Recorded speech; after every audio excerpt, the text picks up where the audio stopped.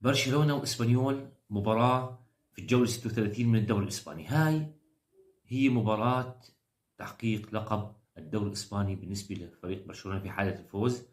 طبعا هاي المباراة حساسة جدا لأنها تعتبر يعني ديربي كاتالونيا. أقوى فريقين في كاتالونيا برشلونة وإسبانيول، فيه حساسية بين الفريقين وبين جمهور الفريقين.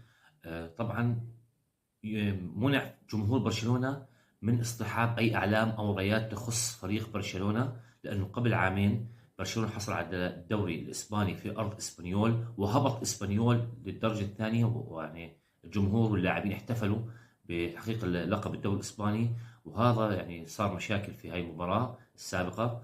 فهاي المباراة يعني صنفت بخطيرة جدا أو بالغة الخطورة، لانه جمهور اسبانيول يعني عتبان على جمهور برشلونه، ليش تحتفلوا بلقب الدوري واحنا هبطنا للدرجه الثانيه. فمش راح يكون هناك يعني احتفال كبير في هاي المباراه في حال برشلونه فاز وحقق لقب الليغا. راح تكون الاحتفالات في المباراه القادمه مع فيا ريال.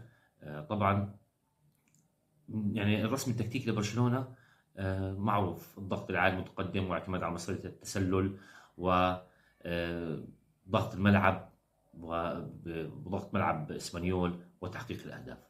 التشكيل المتوقع لهذه المباراه: في حراسه المرمى تشيزني، في الدفاع كوبارسي، كريستنسن، بالدي، وإيريك جارسيا. في الوسط داني اولمو، دي يونغ، بيدري. في الهجوم لامين يامال، ليفاندوفسكي، ورافينيا. توقعاتي في هذه المباراة: فوز برشلونة على فريق اسبانيول 3-1 وتحقيق لقب الليغا.